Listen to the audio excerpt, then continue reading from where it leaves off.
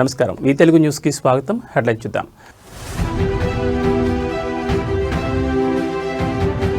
నింగిలోకి అతిపెద్ద communication satellite, అంతరిక్షం నుంచి నేరుగా మొబైల్కి ఇంటర్నెట్.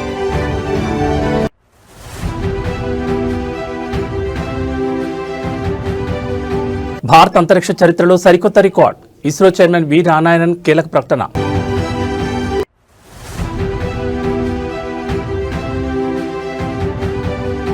అవినీతి తిమింగలానికి 14 రోజుల రిమాండ్, డీటీసీ కిషన్ నాయకుని చెంచల్ కూడా జైలుకు తరలింపు.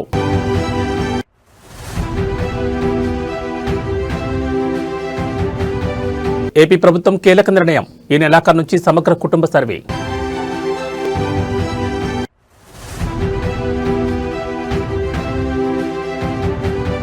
ఫోన్ ట్యాపింగ్ కేసులో బిగ్ ట్విస్ట్, పెన్ డ్రైవ్ చుట్టూ తిరుగుతున్న దర్యాప్తు. ఇక డీటెయిల్స్ చూస్తే భారత అంతరిక్ష పరిశోధన సంస్థ ఇస్రో మరో మైలురాయిని అధిగమించింది. తన అత్యంత శక్తివంతమైన బాహుబలి రాకెట్ LVM-3 M6 ద్వారా అమెరికాకు చెందిన బ్లూబర్డ్ 6 ఉపగ్రహాన్ని బుధవారం విజయవంతంగా కక్షలో ప్రవేశపెట్టింది. ఆంధ్రప్రదేశ్లోని శ్రీహరికోట నుంచి జరిగిన ఈ ప్రయోగం భారతీయ అంతరిక్ష రంగ చరిత్రలో అతిపెద్ద వాణిజ్య విజయంగా నిలిచిపోయింది. ఉదయం 8:55 రెండో లాంచ్ ప్యాడ్ నుంచి 43.5 మీటర్ల ఎత్తున్న LVM-3 రాకెట్ గంభీరంగా నింగిలోకి ఎగిసింది. ప్రయాణం మొదలైన 15 నిమిషాలకే లక్ష్యానికి చేరుకుని భూమికి 520 కిలోమీటర్ల ఎత్తులో ఉపగ్రహాన్ని కక్షలో ప్రవేశపెట్టింది. 6100 కిలోల బరువున్న ఈ బ్లూబర్డ్ ఉపగ్రహం భారత గడ్డపై నుండి ప్రయోగించిన అత్యంత భారీ ఉపగ్రహంగా రికార్డు సృష్టించింది. అమెరికాకు చెందిన AST స్పేస్ మొబైల్ రూపొందించిన ఈ ఉపగ్రహం ప్రత్యేకత ఏమిటంటే దీనివల్ల ఎలాంటి అదనపు పరికరాలు లేకుండానే సాధారణ స్మార్ట్ ఫోన్లకు నేరుగా అంతరిక్షం నుంచి 4G, 5G బ్రాడ్బ్యాండ్ సేవలందుతాయి. ఈ ప్రయోగంలో ఒక ఆసక్తికరమైన మలుపు చోటు చేసుకుంది. ముందుగా ఉదయం 8:54 రాకెట్ బయలుదేరాల్సి ఉంది. కానీ రాకెట్ వెళ్లే మార్గంలో అంతరిక్ష వ్యర్థాలు లేదా ఇతర ఉపగ్రహాలు ఢీకొనే ప్రమాదం ఉందని ఇస్రో శాస్త్రవేత్తలు గుర్తించారు. దీంతో అప్రమత్తమైన ఇస్రో ఖచ్చితమైన సమయపాలనతో ప్రయోగాన్ని 90 సెకండ్ల పాటు ఆలస్యం చేసి 8:55:30 ప్రయోగించింది. తద్వారా పెను ప్రమాదాన్ని నివారించి విజయాన్ని అందుకుంది. 2, 1, 0. Both S200 motors ignited. LVM-3 M6 Bluebird Block 2 mission, a majestic liftoff. The rocket is beautifully searing through the bright Sriharikota sky. Plus 20 seconds. LVM-3 M6 rocket का सफलतापूर्ण उत्थापन द्वितीय प्रमोचन मंच से और अपनी उद्दिष्ट कक्षा की ओर बढ़ चला है LVM-3 M6 रॉकेट. दोनों ठोस नोदक वाले S200 बूस्टर्स प्रज्वलित हैं.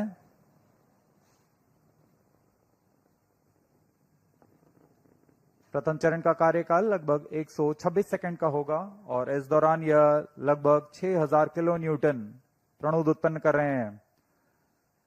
Very thrilling vibration at the launch base due to the thrusting of twin S200. అమెరికాకు చెందిన AST స్పేస్ మొబైల్ సంస్థ కోసం చేపట్టిన తొలి వాణిజ్య ప్రయోగం విజయవంతం కావడంపై ఇస్రో చైర్మన్ వి నారాయణన్ హర్షం వ్యక్తం చేశారు.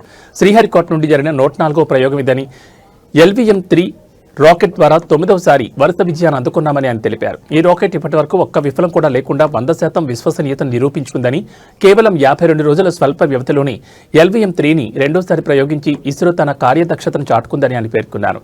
భారత గడ్డపై నుండి ఒక భారతీయ వాహక నౌక ద్వారా ప్రయోగించిన అత్యంత బరువైన ఉపగ్రహంగా బ్లూబర్డ్ బ్లాక్ 2 చరిత్ర సృష్టించిందని చైర్మన్ వెల్లడించారు.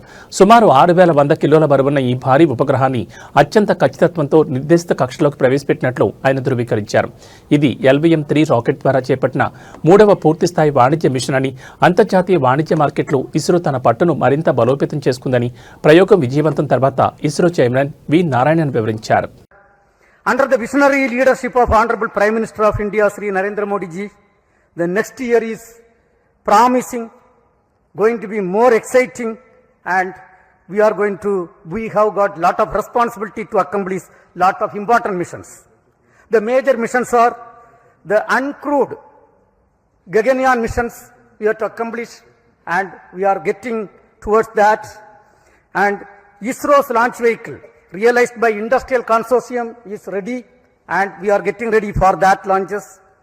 And our startup companies are doing great job.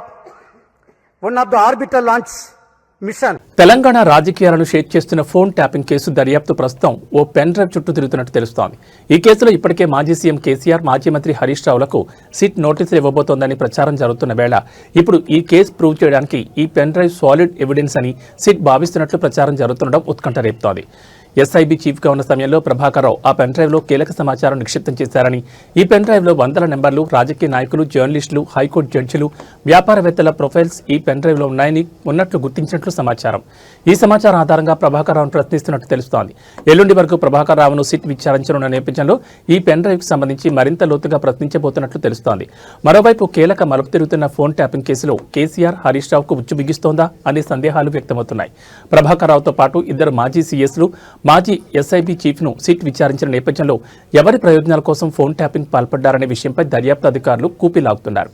ఇప్పటికే అనేక మలుపులు తిరిగిన ఈ కేసులో తాజాగా పెన్ డ్రైవ్ అంశం మరో సంచలనంగా మారింది. ఈ పెన్ డ్రైవ్లో ఎవరెవరి పేర్లు ఉన్నాయనేది ఉత్కంఠ రేపుతోంది.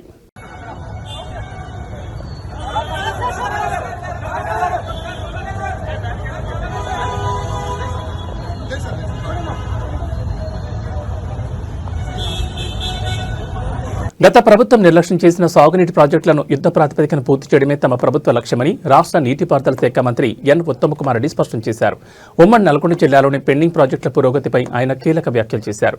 గత 10 ఏళ్ల కాలంలో కేసీఆర్ ప్రభుత్వం నాగార్జున సాగర్, మిర్యాలగూడ, దేవరకొండ, హుజూర్నగర్ నియోజకవర్గాల్లోని పలు ప్రాజెక్టులకు అట్టహాసంగా శంకుస్థాపనలు చేసిందని, కానీ ఆచరణలో ఒక్కడుగు కూడా ముందుకు వేయలేదని మంత్రి విమర్శించారు. కేవలం శిలాఫలకాలకే పరిమితమైన ఆ ప్రాజెక్టులను గత పాలకులు గాలి కుదిలేశారని మండిపడ్డారు. తమ ప్రభుత్వం అధికారంలోకి వచ్చిన వెంటనే నిలిచిపోయిన ప్రాజెక్టులపై ప్రత్యేక దృష్టి సారించామని మంత్రి తెలిపారు.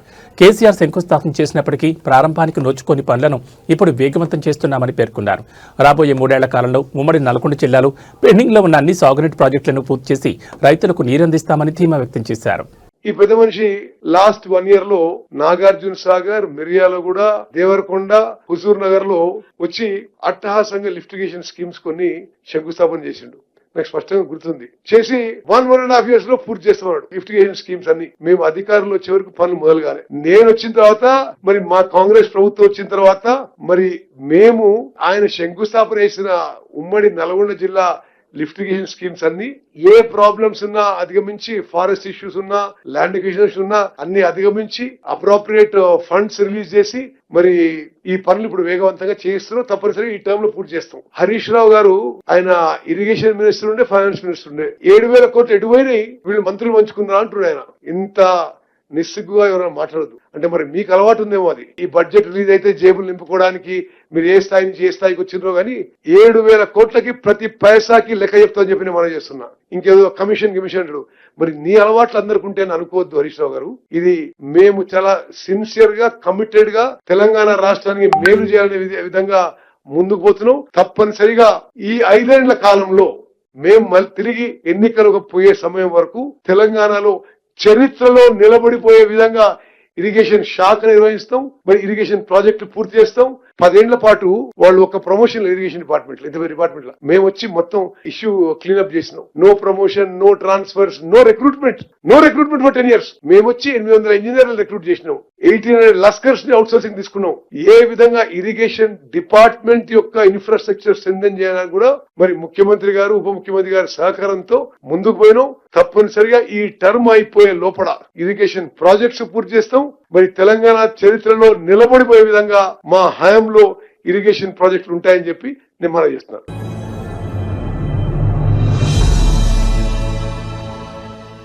ఆదాయానికి మించిన ఆస్తుల కేసులో Mahbub Nagar deputy transport commissioner Kishan Nayak ACB court 14 రోజుల రిమాండ్ విధించింది. దీంతో ఆయన వేళ తెల్లవారుజామున చెంచల్ కూడా జైలుకు తరలించారు. ఆదాయానికి మించి ఆస్తులున్నాయనే ఫిర్యాదుల నేపథ్యంలో ఏసీబీ అధికారులు మంగళవారం హైదరాబాద్ ఓల్డ్ బోయినపల్లి ఆర్ఆర్ నగర్ కాలనీలోని కిషన్ నాయక్ నివాసం, హైదరాబాద్, నిజామాబాద్, నారాయణఖేడ్లలో ఆయన బంధువులు, సన్నిహితుల నివాసాలతో పాటు మహబూబ్ నగర్లోని జిల్లా రవాణా శాఖ కార్యాలయం సహా 12 చోట్ల ఏకకాలంలో సోదాలు చేపట్టారు. ఈ సోదాలు ముగిసిన అనంతరం డీటీసీ కిషన్ నాయక్ను అధికారులు ఏసీబీ న్యాయమూర్తి ఎదుట హాజరుపరచగా 14 రోజుల రిమాండ్ విధిస్తూ నిర్ణయం తీసుకున్నారు. సోదాల్లో కళ్లు చెదిరే ఆస్తులు కూడబెట్టుకున్నట్లు ఏసీబీ గుర్తించింది. దీంతో ఆయన విచారించేందుకు కస్టడీ కోసం ఏసీబీ పిటిషన్ వేయబోతున్నట్లు సమాచారం. నిన్నటి సోదాల్లో కిషన్ నాయక్ చెందిన స్థిర, చర ఆస్తుల విలువ 400 కోట్లకు పైగా ఉంటుందని అంచనా వేస్తున్నారు. దాడులు జరుగుతాయని ముందే ఊహించిన కిషన్ నాయక్ తన వద్ద ఉన్న బంగారాన్ని ముందే ఇతర చోటికి తరలించినట్లు గుర్తించారు. కిషన్ నాయక్ అవినీతి చిట్టా తవ్వుతున్న ఏసీబీ అధికారులు ఇవాళ ఆయన బ్యాంక్ లాకర్ను తెరవబోతున్నారు.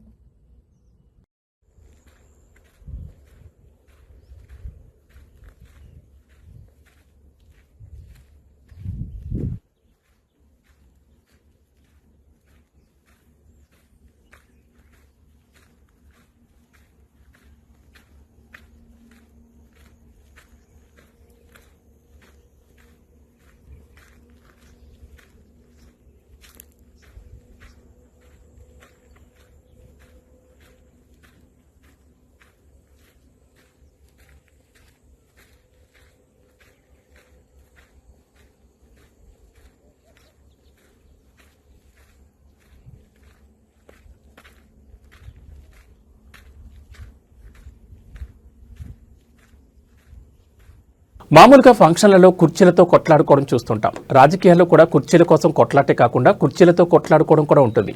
నేతలు పదవి బాధ్యతలని కుర్చీల కోసం గొడవపడుతుంటే కార్యకర్తలు సమావేశాలు కార్యక్రమాల్లో కుర్చీలు ఇచ్చుకొని కొట్టేసుకుంటూ కనిపిస్తూ ఉంటారు. అటువంటి ఘటన గుంటూరు జిల్లాలోని తాడేపల్లి మండలం ఇప్పటంలో జరిగింది. డిప్యూటీ సీఎం పవన్ కళ్యాణ్ గతంలో ఇప్పటం పర్యటన చేశారు. ఆ సమయంలో ఇండ్ల నాగేశ్వరం అనే మహిళ ఇంటికి మళ్లీ వస్తానని మాటిచ్చారు. ఇచ్చిన మాట ప్రకారం నేడు నాగేశ్వరం నివాసానికి ఇచ్చేస్తున్నారు. మంగళవారం నాడు పర్యటన వాయిదా పడినట్లు పార్టీ వర్గాలు పేర్కొన్నాయి. అయితే ఆకస్మికంగా ఇవాళ ఉదయం డిప్యూటీ సీఎం పర్యటన ఖరారైంది. అయితే పవన్ కళ్యాణ్ పర్యటనకు ముందే కుర్చీలతో కొట్లాట జరిగింది. పవన్ కళ్యాణ్ పర్యటన పురస్కరించుకుని పార్టీ శ్రేణులు ఇండ్ల నాగేశ్వరం ఇంటి వద్దకు చేరుకున్నారు. అక్కడ పార్టీ తరఫున డిప్యూటీ సీఎం పర్యటనకు సంబంధించిన ఫ్లెక్సీలను కూడా ఏర్పాటు చేశారు. పోలీసులు బాంబు స్క్వాడ్ తనిఖీలు కూడా నిర్వహించారు. చక్కగా పూలతో ఆహ్వాన ముగ్గును కూడా వేశారు. అంతా సజావుగా సాగుతుందనుకున్న క్రమంలో జన సైనికులు ఒక్కసారిగా అలజడి రేగింది. రెండు వర్గాలుగా విడిపోయిన జన సైనికులు దెబ్బలాడుకోవడం మొదలుపెట్టారు. ఇది చూసిన స్థానికులు, పవన్ కళ్యాణ్ అభిమానులు, ఇతర నాయకులు ఒక్కసారిగా కంగుతిన్నారు. గొడవ బాగా మొదలడంతో అక్కడ వేసిన కుర్చీలను అందుకుని మరీ కొట్టుకున్నారు జన సైనికులు. పోలీసులు కలవ చేసుకుని ఇరు వర్గాలకు సర్ది చెప్పడంతో వివాదం సద్దుమడిగింది. అయినా డిప్యూటీ సీఎం పార్టీ అధినేత పర్యవేక్షిస్తున్నాడంటే ఎంతో క్రమశిక్షణతో ఉండాలి. అలాంటి జన సైనికులు ఎలా దెబ్బలాడుకోవడం విమర్శలకు తావిస్తోంది.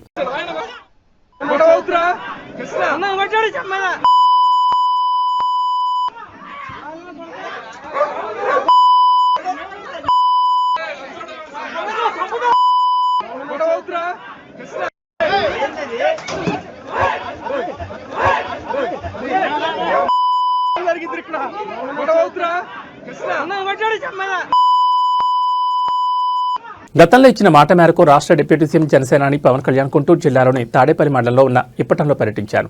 జన సైనికుల జయధ్వానాలు, అభిమానుల నినాదాల మధ్య ఇండ్ల నాగేశ్వరమ్మ నివాసానికి చేరుకున్నారు. జనసేనానికి ప్రజలు అడుగడుగునా బ్రహ్మరథం పట్టారు. వృద్ధురాలైన నాగేశ్వరమ్మను సొంత బిడ్డలాగా ఆత్మీయంగా పలకరించి హక్కును చేర్చుకున్నారు. నాగేశ్వరంతో పాటు ఇప్పటం వాసులకు తాను అండగా ఉన్నానని ధైర్యం ఇచ్చారు. డిప్యూటీ సీఎం స్వయంగా తమ వద్దకే వచ్చి మాట్లాడడంతో నివాసితులు భావోద్వేగానికి లోనయ్యారు. తమ భావాలను మాటల్లో వ్యక్తపరచలేకపోయారు. అయితే గత వైసీపీ పాలనలో రోడ్డు విస్తరణ పేరుతో జనసేన కార్యకర్తల ఇళ్లు, ప్రహారీలను తొలగించారు.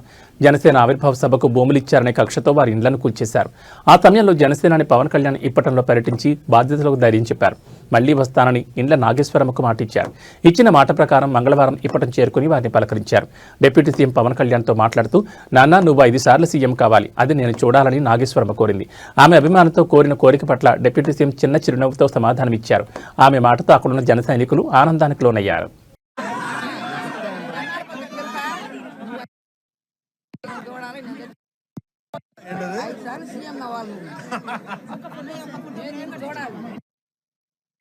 నూతన సంవత్సర వేడుకలను ప్రజలు ప్రశాంతంగా, సురక్షితంగా జరుపుకునేలా చూడడానికి హైదరాబాద్ పోలీసులు సమాయత్తమవుతున్నారు. ఈ క్రమంలో న్యూ ఇయర్ ఈవెంట్లలో నిర్వాహకులు కానీ, ప్రజలు కానీ హద్దులు దాటినా లేక నిబంధనలు అతిక్రమించినా కఠిన చర్యలు తప్పవని హైదరాబాద్ సిపి సజ్జనార్ హెచ్చరించారు. నిబంధనలు ఉల్లంఘిస్తే కొత్త సంవత్సరం సంతోషం లేకుండా పోతుందంటూ ఆయన వార్నింగ్ ఇచ్చారు. న్యూ ఇయర్ సందర్భంగా నగరంలో నిర్వహించే పార్టీలకు సంబంధించి తీసుకోవాల్సిన జాగ్రత్తలు, పాటించాల్సిన విధి విధానాలపై సిపి సజ్జనార్ క్షేత్రస్థాయి పోలీస్ సిబ్బందితో వీడియో కాన్ఫరెన్స్ నిర్వహించారు. ఈ సందర్భంగా భద్రతా ఏర్పాట్లపై కీలక ఆదేశాలు జారీ చేశారు. ప్రతి ఈవెంట్ జరిగే ప్రాంతాల్లో తప్పనిసరిగా సీసీటీవీ కెమెరాలు ఏర్పాటు చేయాలని నిర్వాహకులను ఆదేశించారు. అలాగే పార్టీల నిర్వహణకు ముందుగా పోలీసు అనుమతిని తప్పనిసరిగా ఆన్లైన్లో దరఖాస్తు చేసి పొందాలని సూచించారు. బహిరంగ ప్రదేశాల్లో నిర్వహించే వేడుకల్లో సౌండ్ సిస్టమ్లు, లౌడ్ స్పీకర్లు రాత్రి 10 గంటలకే పూర్తిగా నిలిపేయాలని సిపి స్పష్టం చేశారు. శబ్ద కాలుష్యంపై ఫిర్యాదులు వస్తే కఠినంగా వ్యవహరిస్తామని హెచ్చరించారు. మహిళల భద్రతపై ప్రత్యేక దృష్టి సారించిన పోలీసులు 15 షీటీమ్స్ బృందాలను మఫ్టీలు రంగంలోకి దింపనున్నట్లు తెలిపారు.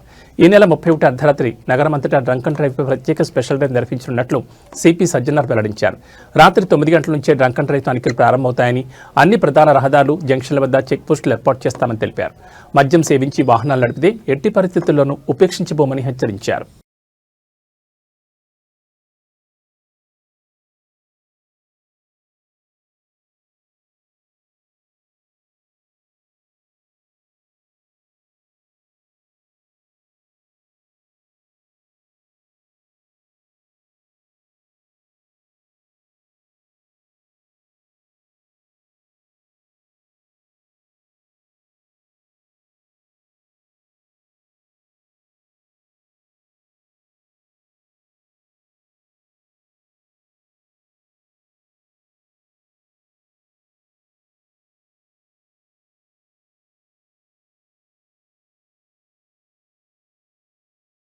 ఆంధ్రప్రదేశ్ ప్రభుత్వం మరో కీలక నిర్ణయం తీసుకుంది. రాష్ట్ర వ్యాప్తంగా ఈ నెలాఖరు నుంచి సమగ్ర కుటుంబ సర్వే నిర్వహించనున్నట్లు అధికార వర్గాలు వెల్లడించాయి.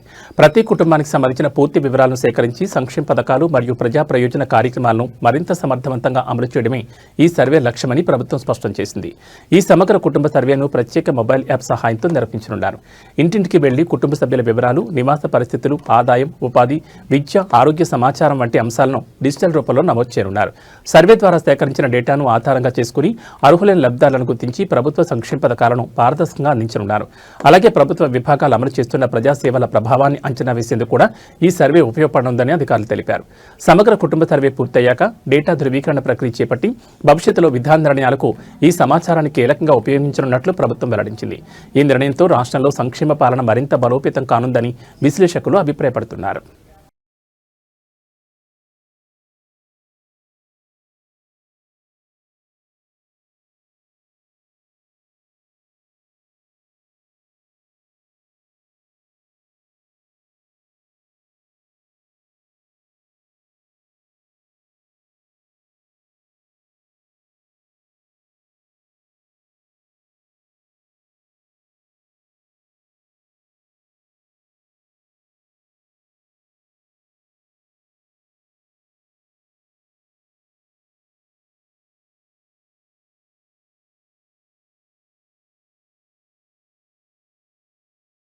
ఖమ్మం జిల్లాలో యాసంగి సాగు పనులు ముమ్మరమవడంతో రైతులకు మళ్లీ యూరియా కష్టాలు మొదలయ్యాయి. ఖమ్మం జిల్లా కొణిజర్ల మండల కేంద్రంలోని ప్రాథమిక వ్యవసాయ సహకార సంఘం వద్ద యూరియా కోసం రైతులు బారులు తీరుతున్నారు. ప్రస్తుతం చలి తీవ్రత విపరీతంగా ఉన్నప్పటికీ పంటలకు యూరియా వేయాల్సిన సమయం కావడంతో రైతులు తెల్లవారుజాము నుంచి సొసైటీ కార్యాలయం వద్ద క్యూ కడుతున్నారు. ఎముకలు కొరికే చలిని సైతం లెక్క చేయకుండా గంటల తరబడి వేచి చూడాల్సిన పరిస్థితి ఏర్పడింది. యాసంగి సీజన్లో వరి సాగు పెరగడంతో యూరియాకు విపరీతమైన డిమాండ్ పెరిగింది. అయితే డిమాండ్కు తగ్గట్టుగా సరఫరా లేకపోవడంతో రైతులు ఆందోళన వ్యక్తం చేస్తున్నారు. సకాలంలో యూరియా అందకపోతే పంట దిగుబడిపై ప్రభావం చూపుతుందని వారు ఆవేదన చెందుతున్నారు. యూరియా నిల్వలను పెంచి రైతులకు ఎటువంటి ఇబ్బందులు కలగకుండా చూడాలని మండల రైతాంగం కోరుతోంది. టోకెన్ల పంపిణీ ద్వారా లేదా గ్రామాల్లో నేరుగా పంపిణీ చేయడం ద్వారా రద్దీని తగ్గించాలని అధికారులకు విజ్ఞప్తి చేస్తున్నారు.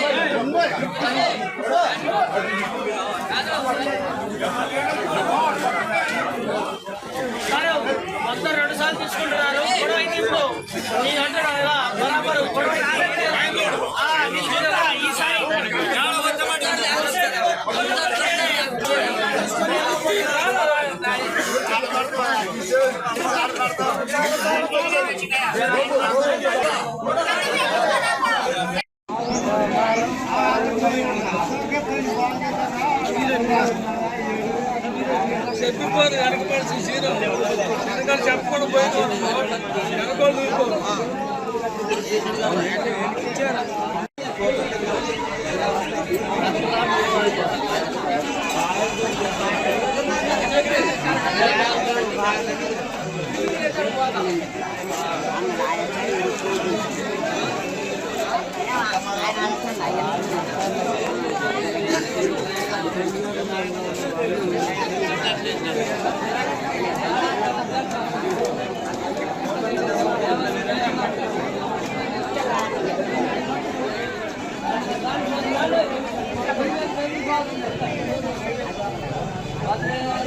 రంగారెడ్డి జిల్లా చేవెళ్ల పరిధిలో నవంబర్ 3 ఉదయం హైదరాబాద్ బీజాపూర్ హైవేపై చేవెళ్ల మండలం మీర్చాకూడ వద్ద ప్రయాణికులతో వెళ్తున్న బస్సును కంకర్ లోడ్తో ఎదురుగా వస్తున్న టిప్పర్ ఢీకొట్టిన విషయం తెలిసిందే. బస్సును ఢీకొట్టిన టిప్పర్ దానిపైనే బోల్తా పడడంతో కంకర్ ప్రయాణికులపై పడి 18 మంది ప్రాణాలు కోల్పోయారు. పలు కుటుంబాల్లో తీవ్ర విషాదం నెలకొంది. కాగా ఈ ఘటనపై కేసు నమోదు చేసి దర్యాప్తు చేపట్టిన పోలీసులు సంచలన విషయాలు వెల్లడించారు. చేవెళ్ల బస్సు ప్రమాద ఘటనలో ట్విస్ట్ చోటు చేసుకుంది. రోడ్డు మలుపు వల్ల ప్రమాదం జరగలేదని పోలీసులు తేల్చి చెప్పారు. రోడ్డు మీద ఉన్న గుంతను తప్పించేందుకు టిప్పర్ డ్రైవర్ రైట్ కూర్చోడని తెలిపారు. వేగంగా రైట్ సైడ్ రావడంతో బస్సును టిప్పర్ ఢీకొట్టిందని వెల్లడించారు. టిప్పర్ బస్సును ఢీకొనడం వల్లే ప్రమాదం జరిగిందన్నారు. ఇద్దరు డ్రైవర్లు ఎవరు కూడా తాగి వాహనాలు నడపలేదని తెలిపారు. చేవెళ్ల బస్సు ప్రమాదంపై విచారణ పూర్తి చేశాం, ఛార్జ్షీట్ దాఖలు చేస్తామని పోలీసులు వెల్లడించారు. టిప్పర్ యజమాని ప్రధాన నిందితుడిగా పోలీసులు తేల్చారు. ఓవర్లోడ్ ప్రమాదానికి కారణమని పోలీసులు నిర్ధారించారు. టిప్పర్ యజమాని లచ్చు నాయక్ పేరును తాజాగా ఎఫ్ఐఆర్లో చేర్చారు. ప్రమాద సమయంలో ఓనర్ టిప్పర్లోనే ఉన్నట్లు తెలిపారు. ఈ ఘటనలో టిప్పర్ డ్రైవర్ మృతి చెందగా ఓనర్ గాయాలతో బయటపడ్డాడు. అతను ఇంకా పూర్తిగా కోలుకోలేదని పోలీసులు తెలిపారు.